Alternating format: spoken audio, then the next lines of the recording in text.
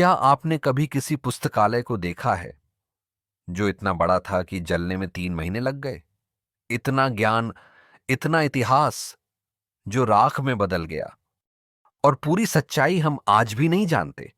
हम बात कर रहे हैं नालंदा विश्वविद्यालय की, भारत का गर्व, दुनिया का सबसे पुराना और सबसे बड़ा ज्ञान मंदिर।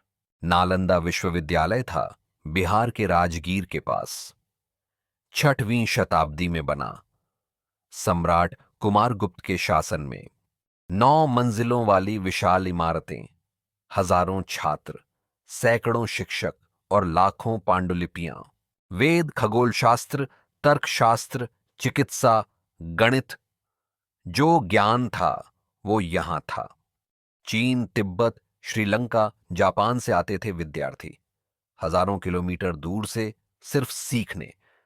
लेकिन फिर एक दिन सब कुछ बदल गया। साल था 1193 ईस्वी। तुर्क आक्रमणकारी बख्तियार खिलजी, उसने सुना कि यहां की किताबें बीमारियों का इलाज बताती हैं।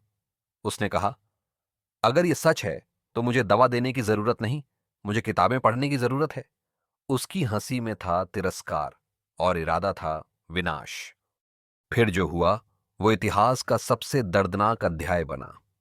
आग लगाई गई, महाविहार को जलाया गया, पुस्तकालय की लाखों पांडुलिपियां जो पीढ़ियों की साधना थीं, जलती रहीं। एक दिन नहीं, 2 दिन नहीं, पूरे 3 महीने।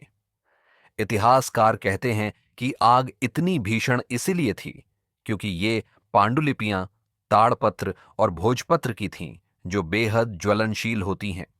कल्पना कीजिए, एक पुस्तकालय नहीं, 9 मंजिला इमारतें, हर मंजिल पर लाखों ताड़पत्र और भोजपत्र की पांडुलिपियां, सूखे पत्तों की तरह ज्वलनशील।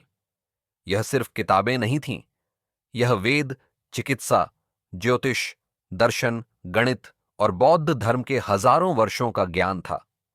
जब एक पुस्तकालय जलता, उसकी अग्नि हवा में फैलती और दूसरी इमारत को पकड़ लेती। इसीलिए 3 महीने तक जलता रहा नालंदा। सोचिए, जिसमें पूरे ब्रह्मांड का ज्ञान था, वो राख बन गया। क्यों? क्या सिर्फ एक आक्रमणकारी जिम्मेदार था, या फिर हमारी चुप्पी भी? हमने कभी पूछा कि क्यों नहीं बचाई गईं वो पांडुलिपियां? क्यों नहीं दोबारा खड़ा हुआ नालंदा? कुछ कहते हैं उस राख के नीचे आज भी दबे हैं रहस्य। कुछ मानते हैं नालंदा अभी पूरी तरह उजागर नहीं हुआ।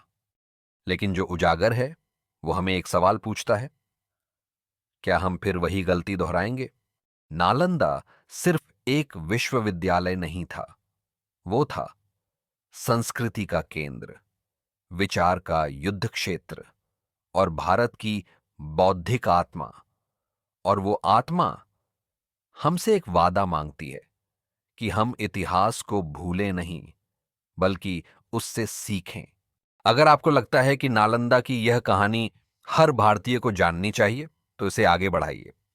वीडियो को लाइक करें, शेयर करें, और ऐसे ही रहस्यों के लिए चैनल रहस्य विशेष को सब्सक्राइब करना न भूलें।